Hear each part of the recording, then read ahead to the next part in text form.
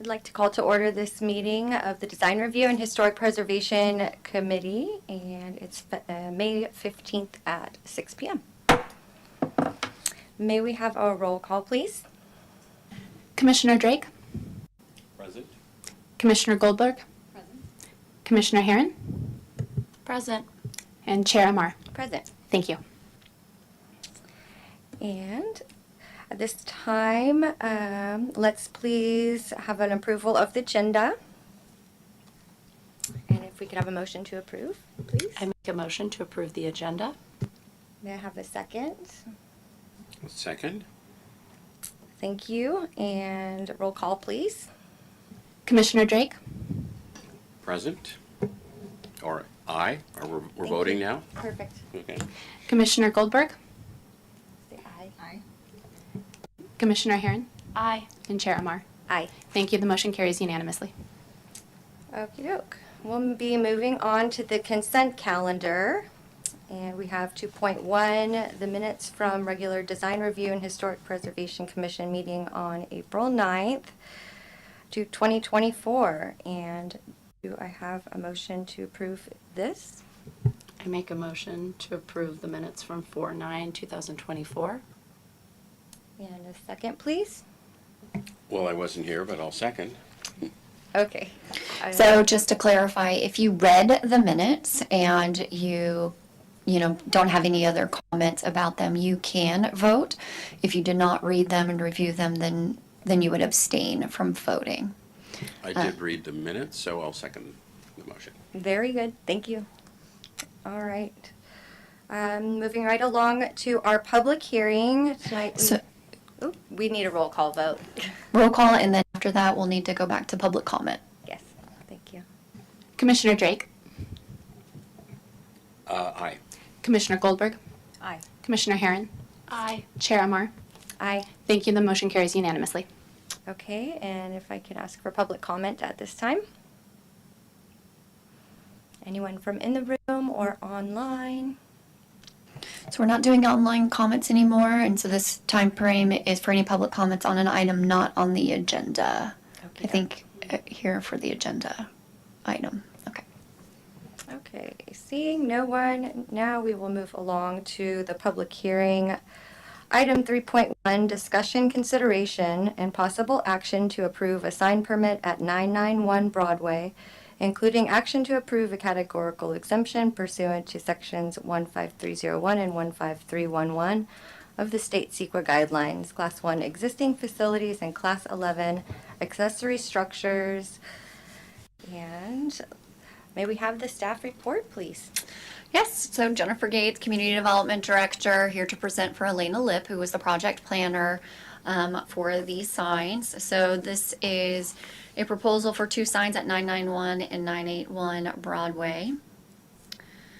So here is the project site. It is at the corner of the street of Broadway and Malay, and it is zoned mixed use. It is in our Broadway corridor and also our historic overlay. However, it is not in the historic district, and the building itself is there you go. And the building itself is not historic. It was actually constructed in 1994 and used, I believe, as a little schoolhouse, I think is what it was called previously. The proposal now is to have two tenants, and no use permit is actually required for these specific tenants.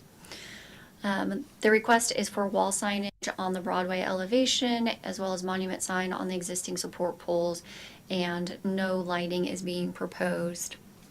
So again, the proposal is for 4 signs, 2 businesses, one called Peak Performance, and the other called Peak Performance and Posture, and the other one is, I'm going to mess this name up, but Smosted Coffee Roasters.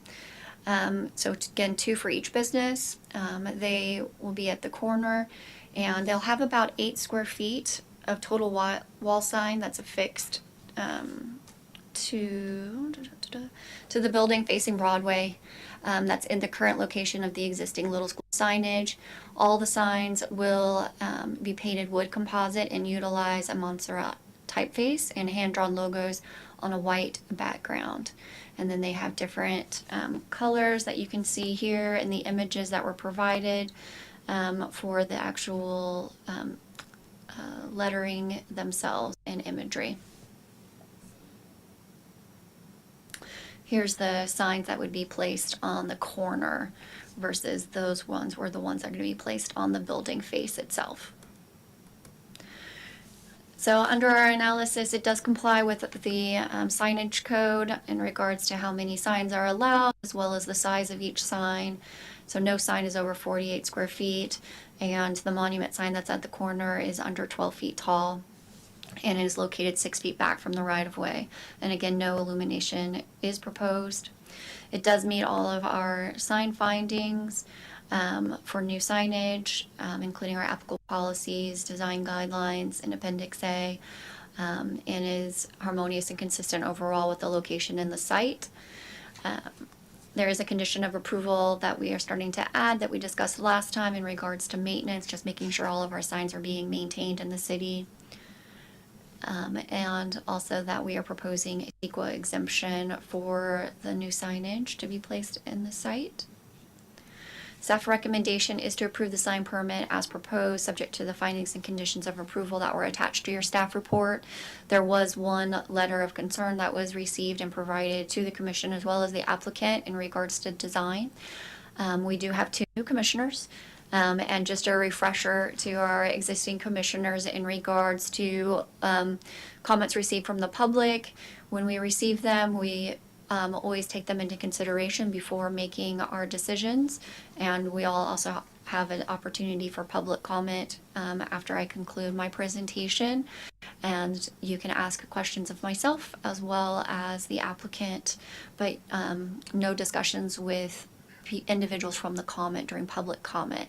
That is the one aspect that's not technically permissible. It does happen sometimes, so I'm not saying you can't. I'm just saying it's not something that is in the Brown Act to actually allow for. With that, I will also say when we make findings as we just provided for you in the staff report, and in the resolution, or not a resolution, but we always say these are the findings, and this is how we feel that the project meets the findings. If the one of the commissioners does not feel that it meets the findings, these are the findings that have to be used for a denial or to provide other information. So an example in regards to design or size of the sign, so it does comply with all the standards. And then when we look at design guidelines, Appendix A of the municipal code, that provides us more information in regards to what we're looking for as far as design goes. Staff feels that it does meet the code as provided to you, but again, based on public comment or other information that is public, that's how you would make your decision and your findings. So commissioners can make recommendations. It doesn't mean that you would make a finding of denial necessarily, but I know that feedback is always provided and sometimes appreciated by applicants through the process. So with that, I'm going to conclude my presentation and ask if any of the commissioners have any questions for me right now. Yes, I do. Okay. 2 questions. One is sort of very general as a new commissioner. You mentioned the historic district and the historic overlay. Could you explain the difference between those? Sure. So a historic district has actually been a surveyed area of our community. We have 5 historic districts within our community. And so there is a portion of Broadway that is a listed historic district in our city, and it identifies which buildings are contributing to that historic district. So as a whole, as a grouping, there is historic integrity to that area. Historic overlay was a zoning district application that was applied, I don't remember what year, by the city to say, hey, this is an area that we think are historic resources. We want to make sure that they have another level of review. And so in our permitting process, such as design review, we look at items in the historic overlay closer. And so in some cases, if you're outside the historic overlay, you don't have design review, but rather if you were in the historic overlay, you would have design review. So that's the intent. Thank you. My second question is, I believe you're recommending an exemption to the CEQA guidelines. What are the guidelines? So we can have a whole presentation on CEQA guidelines, but this one's one specific exemption. There's a number of exemptions that can apply to different projects. And basically it's saying it's exempt from further environmental quality review because it doesn't have an impact on our environment. And significant impact is a variety of things. It could be impacts on biological resources, historic resources, all kinds of different aspects, but signage is exempt. I guess I have one more question in the Sure. process. How do we handle the comment from a resident that was submitted? Is that part of the public comment discussion, or do we just acknowledge that it exists, or what? So I'm acknowledging that it exists. You can choose to acknowledge it or bring it up during discussion or question for the applicant, but it is a public comment. It was received and provided to everybody. You'll receive potentially additional public comments at this meeting now as well. So you just take those all into consideration as a commissioner when making your decision or providing discussion, which will happen after public comment. Thank you. You're welcome. Any other questions? All right, and I think the applicant are you the applicant? So the applicant is here. Great. Would you please come up and state your name and tell us about your project? My name is Victor Hodgson, and I run Smallstead and the Bark Dog Roasters. My brother is the chiropractor for Peak. And yeah, so we're just trying to get these signs up so we can hopefully open up in the next couple months here. One thing that we have been discussing changing with the application is using one color instead of two different blues and the brown, just going with his blue, just to make it a little more cohesive. It was a suggestion from our artist to do that, so that's really, yeah, that's all I have. Great, thank you. Do we have questions for the applicant from our commission? This is a chance that we can ask him specific questions that we might have. Just a question. The front of the building, was it ever explored to drop the signs down slightly so they could be separated rather than right now they rest up against each other? Mhm. I'm more asking for aesthetic purposes, but also just as a little bit of a point of differentiation so that one person isn't driving by and trying to read it as one, especially Yeah. if the colors go to the same color. Yeah, so there should be a little gap between them, not very big, but it was mostly done to make sure we hit studs in the wall. But we could definitely separate them a little more just to give it a little difference. Okay. Do you guys have the aggregate space to do so, Mhm. to separate? Yeah. Okay. You can stop me if I'm framing my comment the wrong way. But a question. Tell me more about your thought of having the color be the same on the two signs. That was mostly just, we realized since the building is already that deep red color, gray and white, adding two blues and a brown, we felt kind of was a little cluttered, I guess is the word. Just a little busy for what we're actually trying to accomplish there. Thank you. Oh, and I should also note, it's also because the little school it was a black and white sign, so we're kind of trying to keep it similar to how it used to be back in the day. Great. Any other questions? Alrighty. Well, thank you for coming up and talking to us. And at this time, we'll ask for public comments. Raise your hand if you would like to say something about the project. Okey doke.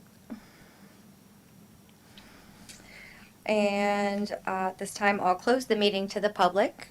And we'll bring it back to our commission for discussion between ourselves.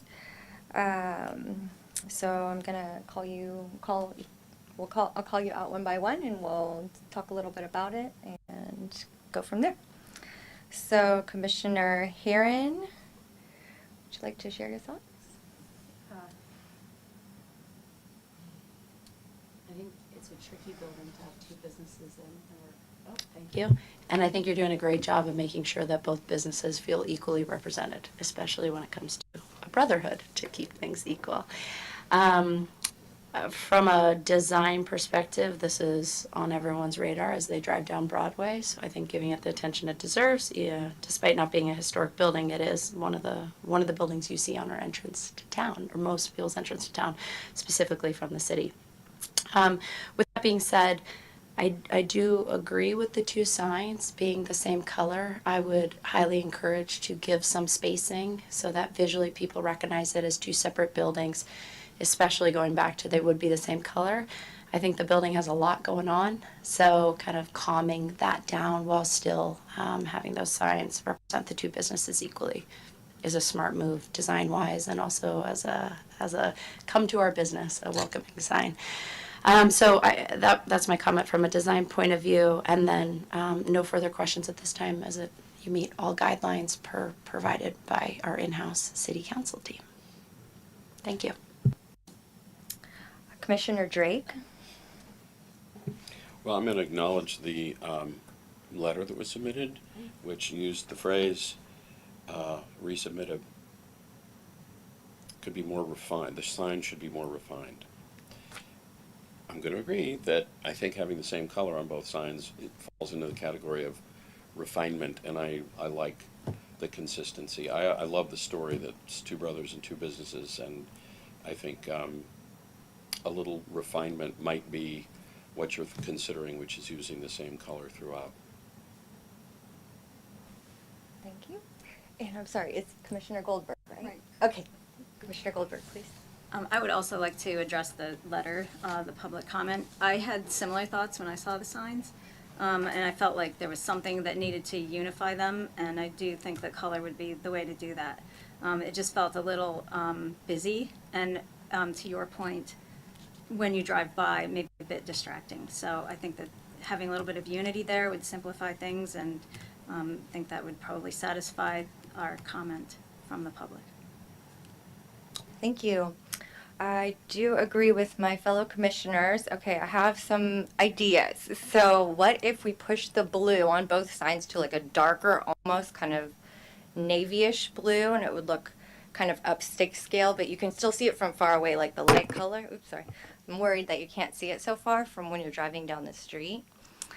And then maybe a budget-friendly way is to just paint those two red doors that same dark blue, and then it will make both pop out more and give a big like new impact. So it's like changing from the school house red to like a new pretty blue.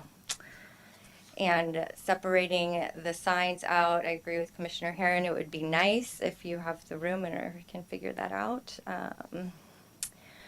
But I like the designs of the signs themselves. Thank you.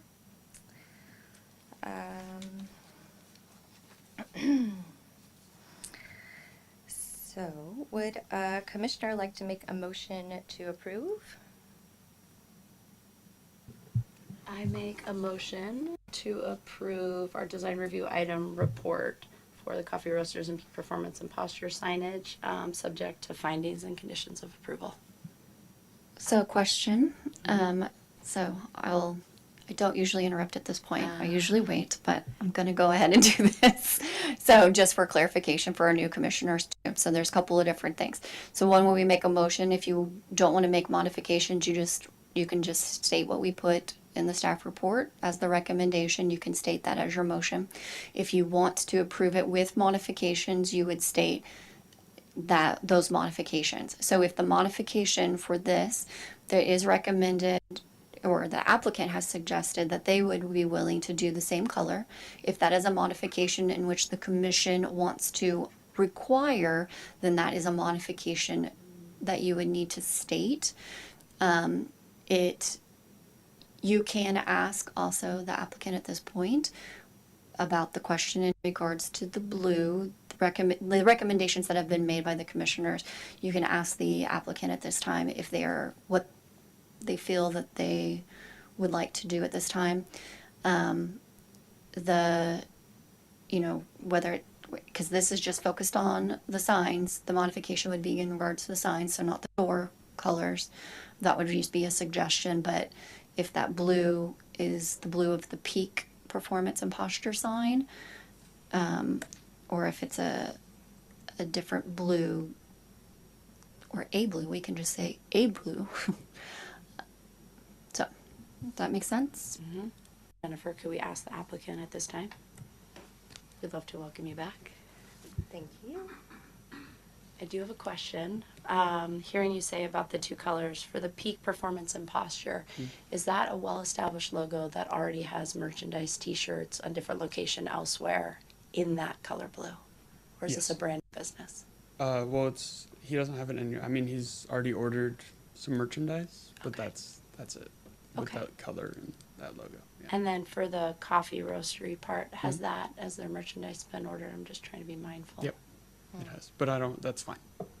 I'm perfectly fine with changing the sign color. Okay, going to said Brothers color. Yeah. Okay, thank you. Good question. Okay, so would we like to have a motion at this point? Would you like to give another shot? Sure. I can speak for all of us. I would like to make a motion to approve our design review item report for the said signage with the caveat that the sign color for the two businesses would be the same. And then subject to findings and approval. And what I am saying to my fellow commissioners is I am not going to withhold my personal approval based on the shade of the blue, but rather I'm suggesting we make an approval in the unification of the two signs of the blues and allow the applicant to choose what blue is my suggestion. I'm asking you a clarifying question, and that's including eliminating the brown coffee and around the Smashstead.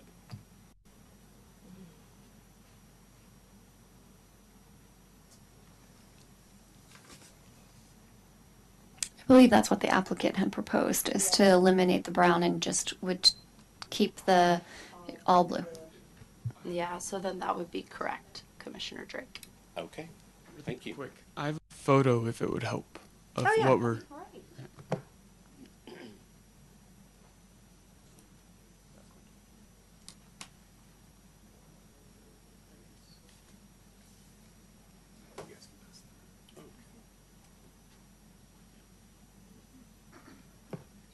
Yep.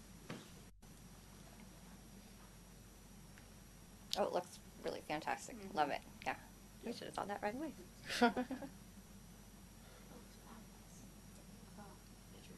You're right.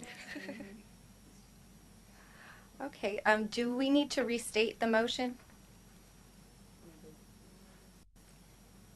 Okay, well then, may we have a second? I second. All right, and roll call, please. Commissioner Drake, Aye. Commissioner Goldberg, Aye. Commissioner Herron, Aye. Chair Amar. Aye. Thank you. The motion carries unanimously. Congratulations. Thank you.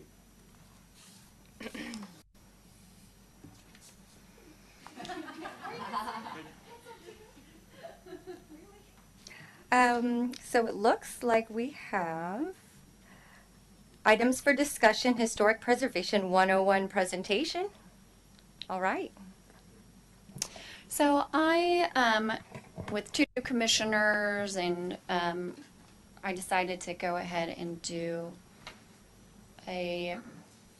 fill in some of our time since we're here anyways, to learn a little bit more about what is historic preservation, why we do it, what are the laws that are in place, just a little primer. Nothing deep. It's something that actually when I used to work in the nonprofit world, I had this presentation.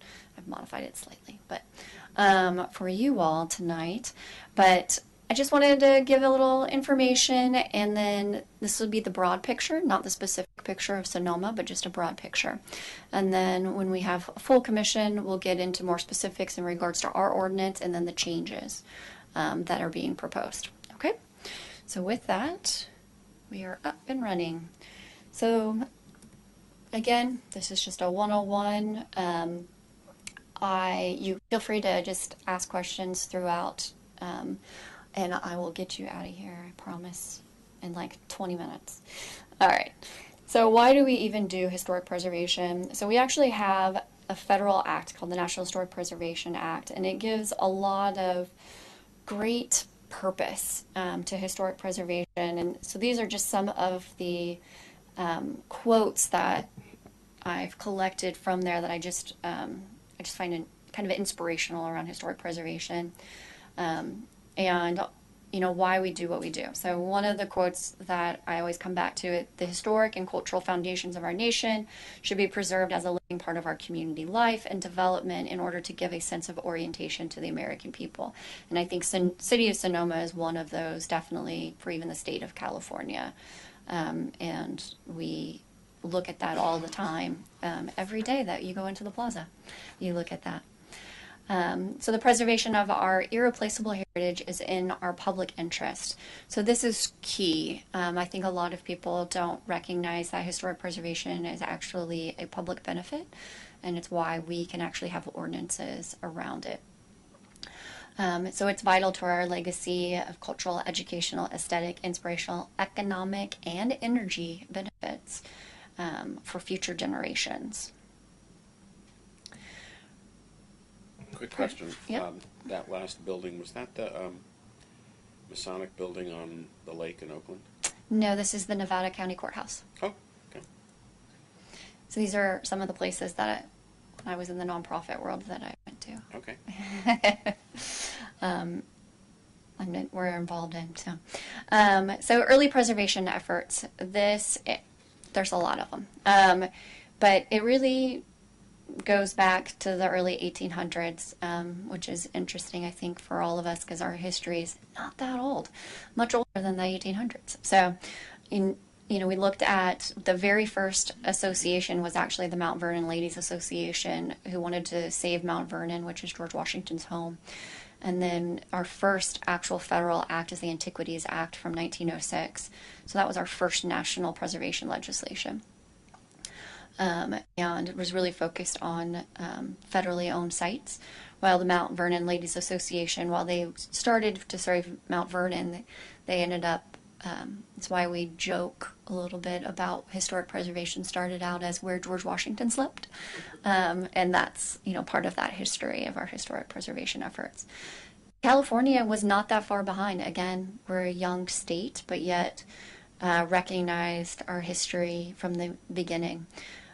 So some people know or are a member of the Native Sons or the Native Daughters of the Golden West, and they are still a very active organization, and they were started to perpetuate our memories of the 49ers.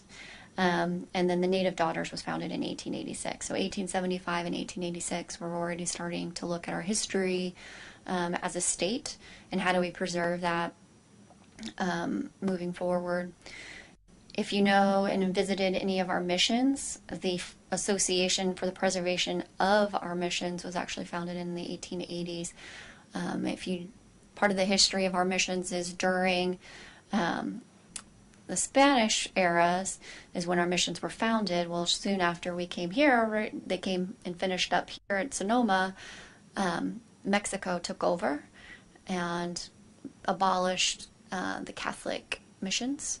And so a lot of the missions went into immediate disrepair because there was no more Catholic churches in many of our missions. And if you don't know, that mission is actually a newer construction. It was not the original mission that was here. So again, 1902 was our first historic landmarks committee. Looking back, I'm not going to go into all of them, but I find interesting, we were doing restoration work in the early 1900s and really looking at our historic resources in the 30s. And then California also in the 1930s was looking at our historic resources. The National Trust for Historic Preservation was established in 1949, and the Historic Preservation Act that I quoted from earlier was 1966.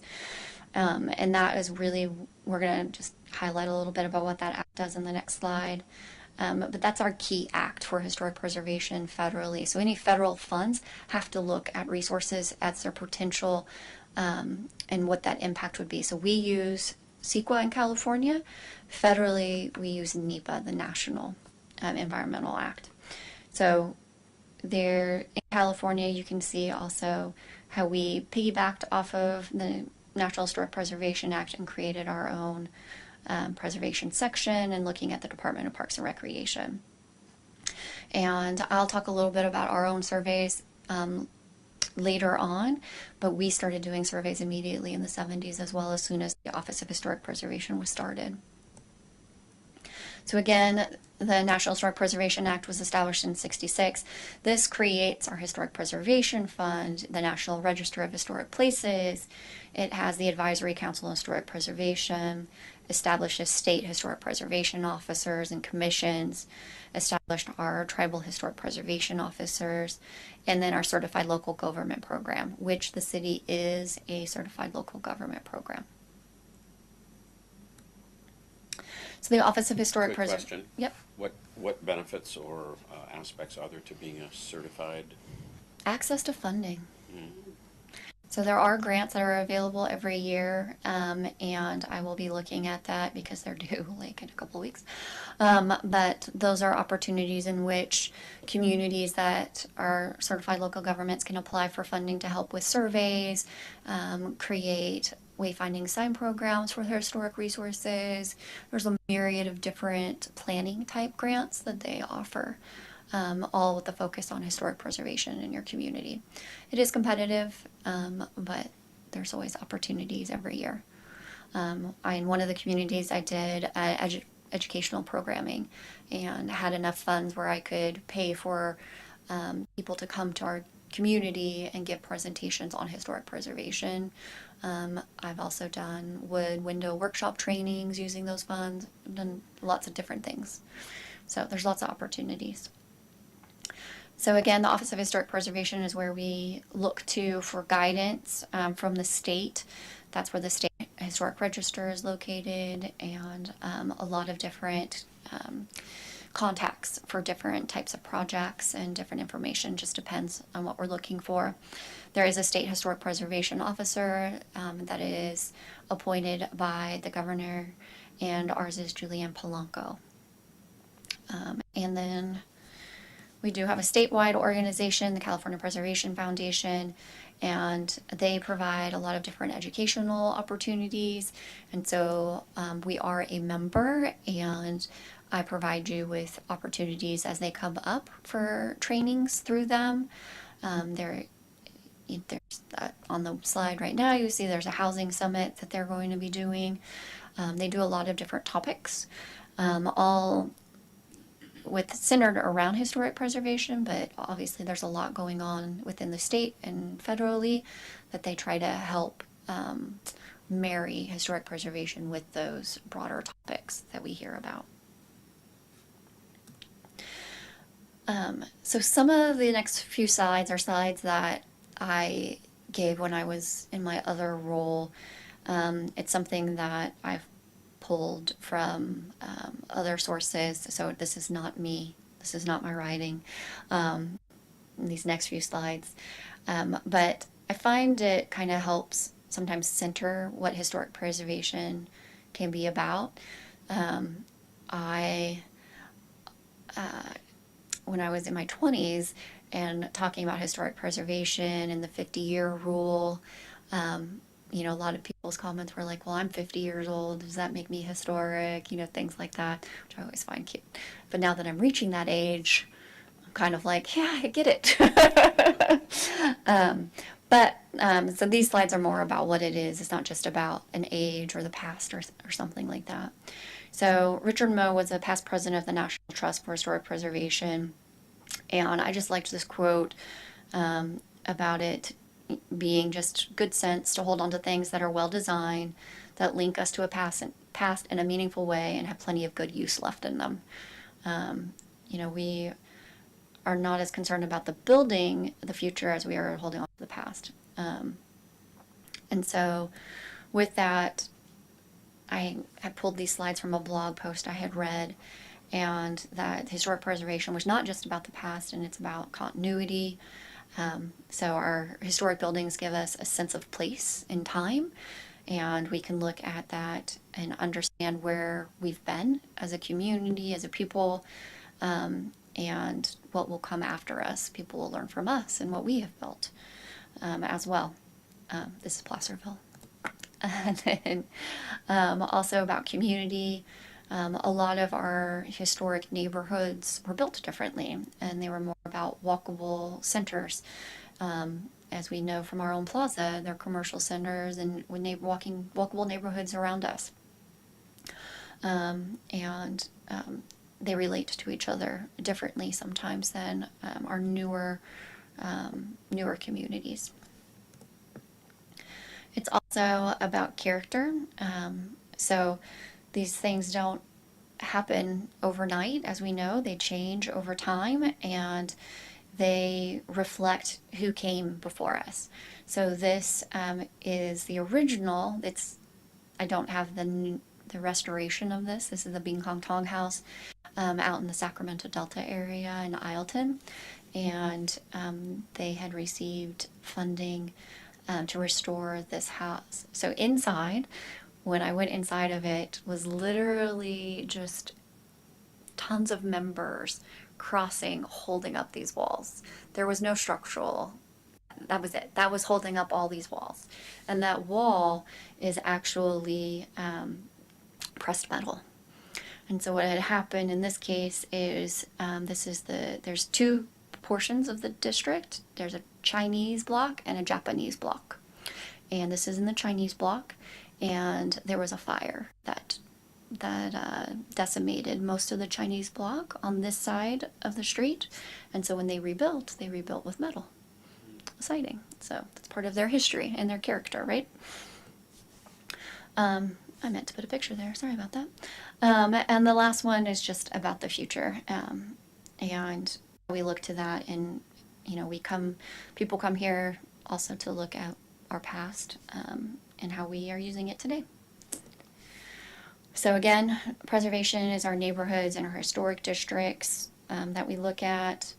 It's also cultural landscapes that we look at in historic preservation. Cultural diversity. We want to reflect all aspects of our history and our culture. It can also be properties in our recent past. These are older than the 50 years, but when I took these pictures, the one on the right was right at that 50-year mark. This is a Neutra house that had all the original furnishings still in the house, original owner and everything. And they were going to put up a cell tower behind her house. And so the reason why it was called into attention because of the National Historic Preservation Act and federal funds, and the FCC had to do a survey, and they didn't know about this house. And so we're like, oh, wait, there's a Neutra house right there. You need to at least take it into consideration, because that's what the process is about, is taking it into consideration when you propose a project. It doesn't mean that everything is going to be pristine and perfect. It just is something that we want to make sure that we recognize and look at. It's also about sustainability. I'm also the chair I'm also staff the Climate Action Commission, and we started talking about green buildings and stored energy in our existing structure. And in the 2009, I want to say, that was like the big thing, was the greenest building is the one already built, was like the saying that we were all saying at the time. So one of the big things that I always state in all my communities is preservation is local. If you're not doing a federal project, your local ordinances and regulations are what are applying to a project. And so that's why I always say it's always about the local. So we do have national, state, and local guidelines, but they're not applied to us. So we are going to always look at local, and then we're going to look at CEQA. So we'll talk a little bit about CEQA as well later at another night, but really it's about our local preservation efforts. And we also have local, national, state, and local historic, private, nonprofit sectors that help us with trainings and information. They're great sources of information. If you're doing any research here locally, you go to the Historical Society, because I don't have it, they do. So things like that. So we here, the Community Development Department is the one that's going to review the projects, and Design Review, Historic Preservation Commission, and Planning Commission are actually the bodies that enforce it and regulate as well. So comprehensive preservation programs, this is what we do within our city, is to identify the resource. So what are our eligibility requirements? That's in our ordinance. We do surveys, which we have done multiple since the 70s. We have done surveys. And then we have a local register. And then some of these buildings are also listed on our national register and a state register in some cases. We also have National Historic Landmarks, which is the creme de la creme of historic resources. We also have protections. Again, if we have CEQA, we also are looking to our general plan. We're in the general plan process right now. We actually don't have a cultural resource element, but that is something that we are looking to make sure that we get included because of our resources that we have, and that will also touch on archaeology. So it's not just above ground, but below ground as well. And then the ordinance themselves. So general plan sets policy. The ordinance is actually the implementation document of that policy. And then how do we assist with maintenance and rehabilitation of resources? And that's through incentives. Some cases, historic preservation is more expensive. Some cases it's not. It's just depending on what you're specifically doing. But there's always incentives out there. Big projects look to historic tax credits to complete their projects. Let's say that there was a restoration, maybe at the Sebastiani Theater. If it was a complete restoration, it was in disrepair. That's an opportunity for a historic tax credit project. We do not have Mills Act here. Mills Act is for properties that would receive a discount on their property taxes. It is a deduction, maybe not a deduction. I'm going to get that wrong. But if you've ever heard of the Williamson Act, it's based off that. Williamson Act is for agricultural properties. It lowers their tax values. And the Mills Act would do the same thing for residential property. And then there can also be zoning incentives. So that's something that we would look at is zoning, building in incentives to what we had talked about previously. If there's certain things that we want to incentivize them to do that. And so that's how we do that. So that zoning code is to incentivize specific things. I don't know. There we go. So again, just going back to our ordinances, the Historic Preservation Ordinance is zoning regulations that promote health, safety, and general welfare of our community citizens. That, as we talked about before, is allowed. This is an addition to a historic resource that I processed early in my career in San Clemente. But again, we do have the ability to utilize the zoning code and create historic preservation ordinances. This is my last slide, and that is based on Penn Central Transportation versus New York, in which the Supreme Court found that communities could protect their historic resource as long as the property owners had a reasonable use of their property left open to them and that their property rights were not violated by that action. So it's in another court case, so it's not considered a taking of their ability to develop and use the site. So it is permissible. There is a Supreme Court case that said it is. And I'm not going to do them, but I have a whole list of preservation myths and facts. slides presentation. But that concludes my presentation on just kind of a primer on historic preservation, and I welcome any requests. We've talked about bringing back the historic districts and having a better understanding of what our districts are, and focusing on the ordinance. But if there's anything else that you guys are looking for education on, I welcome any comments around that. I just want to comment that this is really interesting, and I'm wondering how it can be offered to the community. Of course, I'm thinking of the Sonoma Community Center where I'm on the board, and we occasionally have classes or speakers or whatever. And I think particularly as we're going through the general plan process, this is an important element for people to know about, and I think there would be a lot of interest in it. It's really educational. More than happy to do that. So when I put the first training package together using the CLG grants in the past, the very first was a series of 4 different topics around historic preservation, but the very first one was to have the partner with the historical society in that town and have the founding father actually present on growing up in the town and, you know, just the history. And it was just very interesting. It tried to sets the tone of, you know, the rest of the presentations, and kind of is a good introduction and a great oral history.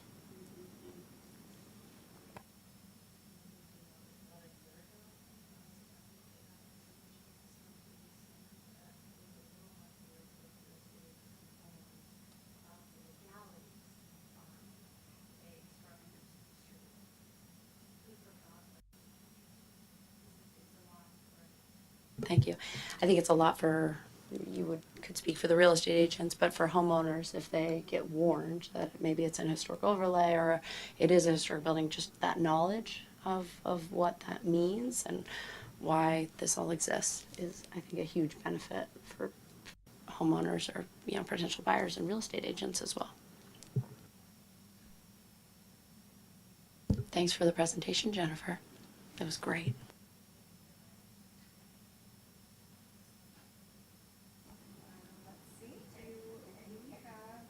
Nope. Do we have director comments and announcements? I just have one comment, and that's around the general plan update.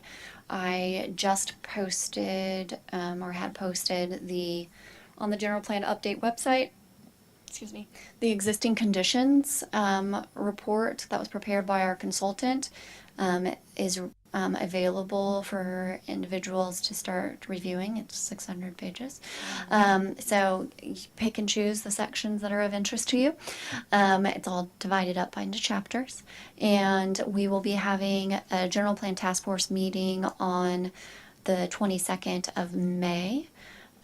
So we have a general plan task force that was identified by the city council, and they meet to discuss things as a group. So we meet in the EOC, which is the Emergency Operations Center over on the far side of the building, at 5 o'clock on the 22nd. And we're going to talk about the existing conditions, also the community engagement and what the next steps for what we're doing.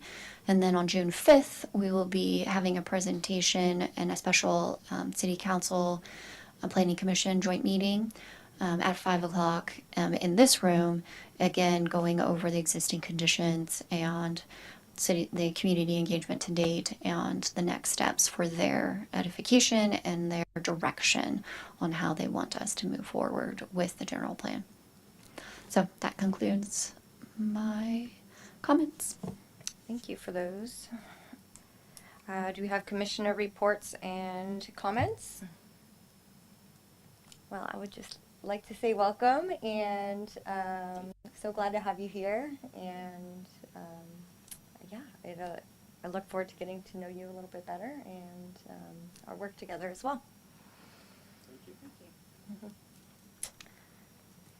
And I guess with that, we will adjourn the meeting at 6:50.